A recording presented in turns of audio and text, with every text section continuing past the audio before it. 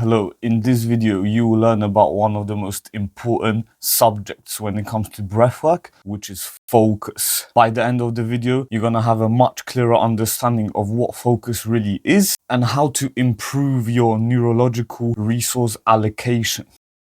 Let's start off with the 4 different types of focus. One is the mental focus, which is your awareness, your consciousness. It's who you are. Everything starts with the mental focus, with a thought, with an idea, and then has to be directed. We have the breath focus, which is simply mentally controlling negative pressure within your body, which directs inflows and outflows of air within our torso. However, this process is automatic for people. They never truly direct real attention and real focus to the breathing. And we also have a visual focus, which is simply your physical sight in reality. Wherever you're looking, that is attention being directed from your mind to wherever you're looking. And lastly, we have physical focus, which can be translated as tension within the body, which allows us to move, allows us to release energy to operate within reality. When it comes to these 4 types of focus, think about it as the triangle is the physical aspects, mental focus at the very top, guarding all the different types of focus. And then we have the line, which is a bridge between mental consciousness and physical focus in terms of respiration. We're bridging the gap between mental consciousness and physical body through combining our mental focus on something physical, which is the breathing. Then below we have the breathing focus, because you need breathing for anything you want to do in life, whether it's supplying your brain with oxygen to think or lifting an object requires a breath, oxygen. And then the pyramid splits and we have visual focus and physical focus on the same level, because you can have one without the other and you don't need one for the other. And breathing and mental focus guards both of them. When it comes to operating in reality, think about it as combining mental focus, visual focus, and physical focus. Since breathing is automatic for most people, operating in reality and doing any task, we combine those 3 types of focus. If I'm typing something on my keyboard, I need to first think about what I'm typing, look where I'm typing to see what is actually happening on the screen, and I'm guiding my hands into making movements. Next, focus division versus focus singularity. In order to achieve anything in reality, we need to combine mental, visual, and physical focus. However, humans work optimally focusing on one task. Meaning, if I'm drawing, I'm picking up a pen, I'm guiding my mental focus, I know what I'm drawing, I'm guiding my visual focus, I'm looking where I'm drawing, and I'm guiding my hand in the drawing motion. You're combining the 3 types of focus. However, you could just pick up 2 pens and try to divide all your focuses into 2 and draw simultaneously with both hands. That is simply not optimal for us as humans, because we have dominant brain hemispheres, which means we have a dominant hemisphere, a dominant eye, a dominant arm, and a dominant leg, because biologically speaking, humans work optimally in singular focus. But there are tasks which do require split focus, such as playing piano with both hands or juggling. Those are special types of tasks which require divided focus and unified coordination with both brain hemispheres to achieve the task at hand. Most things we do in life require mainly one focus, focusing with one hand rather than both hands. Even smashing a hammer, really and truly, you're guiding it with one hand, and if you're holding it with 2, your non-dominant hand is just the supporting hand. All your power comes from that one main hand.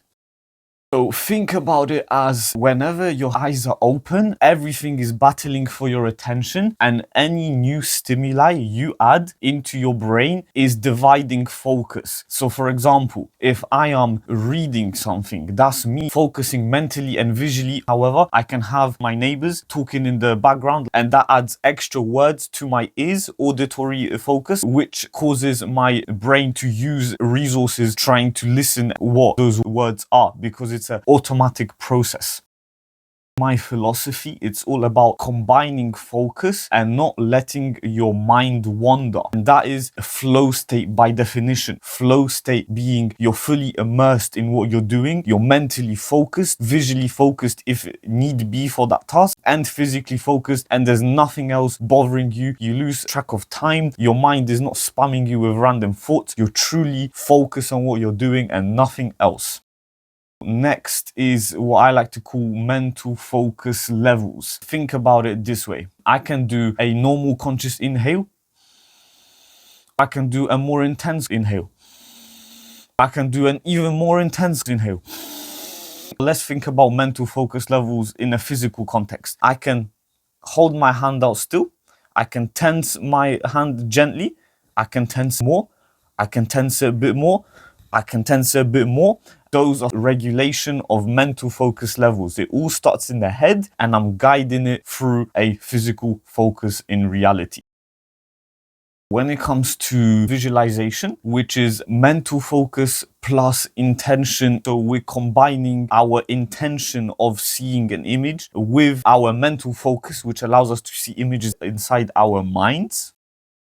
When it comes to true attention, I like to think of it as mental focus and visual focus equals enhanced focus, true attention. If we're operating in reality using mental focus, visual focus, and physical focus, that means if I strip away the physical focus, I'm not trying to focus anything physical on my body, whether it's like fidgeting or moving. I'm channeling my mental focus with my visual focus, which allows me to enrich my attention. Why? Because our minds are directly connected to our eyes. Wherever my eyes are looking, that is my mind directing attention at it. And this is why eye contact is so powerful, because it is a direct transfer of energy between two people involved within that eye connection. I can directly look at you, yet if I'm mentally thinking about what I'm gonna have for lunch, that's not me combining my mental and visual focus. Or I can mentally be thinking about listening to you, however I'm looking somewhere away, and because I'm looking away, I'm feeding my brain unrelated stimuli to what is being discussed. However, if I'm looking directly at you and you are talking to me, then my brain is directly associating that stimuli with what is being said, plus the visual representation of who is speaking,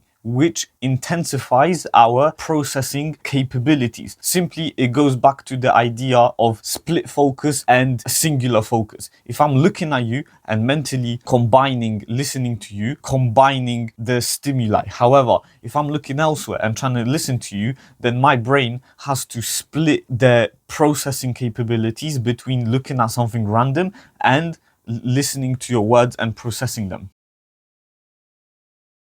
Next is the different mental focus types. Everything starts in the mind and there are different mental focus activities. One would be thinking in your conscious voice. One, processing information. So, someone's speaking to you and you need to process the words they said, get meaning out of them, any conclusions out of them. One would be maths, mental maths. One would be visualization, forming mental images inside your mind. Imagination. Visualization and imagination are very similar. However, they're not the same thing because it's scientifically proven. People who do not have the ability to form mental images, they have the ability to imagine. And lastly is mental senses. We have physical senses and mental senses can be imagined. So they are combined with imagination. However, you can split all your mental senses inside your mind. For example, think of a sound, try to mimic a sound, or mentally imagine what it feels like pressing cotton.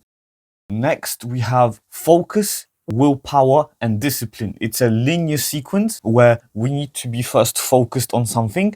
Being focused on something gives us willpower, and building our willpower in turn gives us discipline. Discipline is a state of mind where motivation isn't needed, and you simply do something because you have control over your mind, you have control over your body, your focus, and you can allocate mental resources to do whatever you need to do. This is why I believe mental focus is the cornerstone of achieving anything in life. Having willpower, having discipline will ultimately mean you achieve whatever you want to achieve quicker. Let's say I want to become an artist. If I have the ability to focus and practice 6 hours a day, I'm ultimately going to become a better drawer quicker than someone who can only focus for 30 minutes a day, and then they lose the motivation and need to go back to stimulating their mind with entertainment.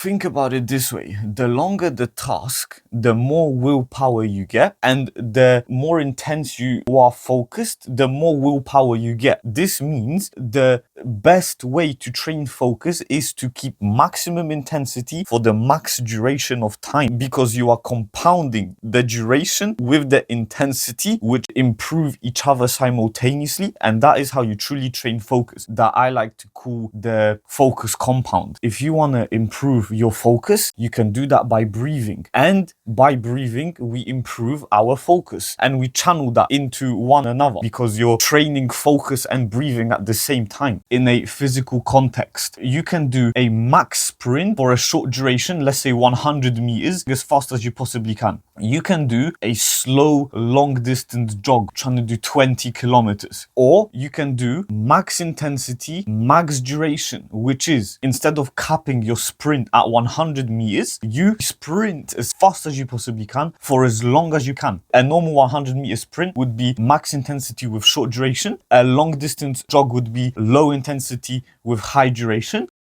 With that said, people do have focus, but they don't know how to channel it. This is easily proven with hobbies, for example, video games. A lot of people, they struggle with focusing on something hard. However, when it comes to something pleasurable, they have no problem playing video games or watching movies for 8 hours in a row, 10 hours in a row. Yet, when it's something that is not pleasurable for them, they don't know how to initiate and maintain the focus needed. Another good example of that would be stress deadlines. You're demotivated, you can't be bothered to do a task. However, when you know you have 1 or 2 days to complete the task, you automatically switch on and you just do it, because you have the deadline that activates emotions such as stress and adrenaline, and those extra chemicals within your body allow you to channel your focus in one direction. Discussing this topic, I'm only talking about non-inherited or non-externally induced lack of focus. So for example, people with ADHD, they got inherited condition where it's harder for them to focus, or people like boxers taking impacts to the brain, they caused a CTE and they have degraded their ability to focus.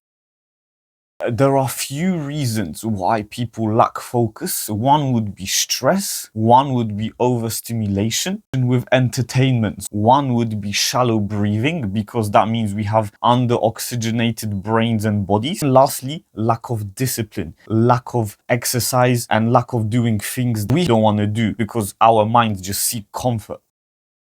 We have 1,440 minutes in the day. Now take away 8 hours for sleeping and 8 hours for work. Some people even work more than 8 hours a day. You're not left with a lot of time. So training what is healthy for you in terms of breathwork and what is productive for you in terms of focus, because it boosts your productivity, then I believe training it for 5 minutes is simply not enough when we know it's so beneficial for us.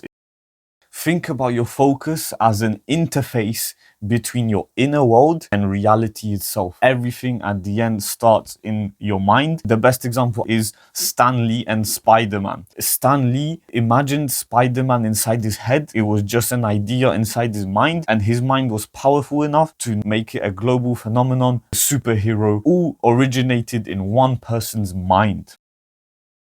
Let's break this down in terms of different states of human experience which have only the types of focus. If someone is paralyzed and they have no sight, they only have mental focus and breathing focus. They can't use their bodies, they can't use their eyes, they can only think and they can only breathe. However, you can have someone who is paralyzed but they have vision, which means they can mentally focus, they can breathe focus, they have to breathe to stay alive, whether it's automatic or not, and they have the ability ability to see. Or the man who lived 70 years in an iron lung. He only had mental focus and he only had visual focus. He couldn't breathe himself, he couldn't physically move, and he was only left with his sight and with his mental focus, which is a very rare example. Next, you have the typical human experience. Someone who can move, who is non-paralyzed, physical focus, someone who can see, a visual focus, someone who can breathe, breathing focus, and someone who can think, which is mental focus. That is the different states of the human experience where each type of focus is taken away, where you're only left with the other one.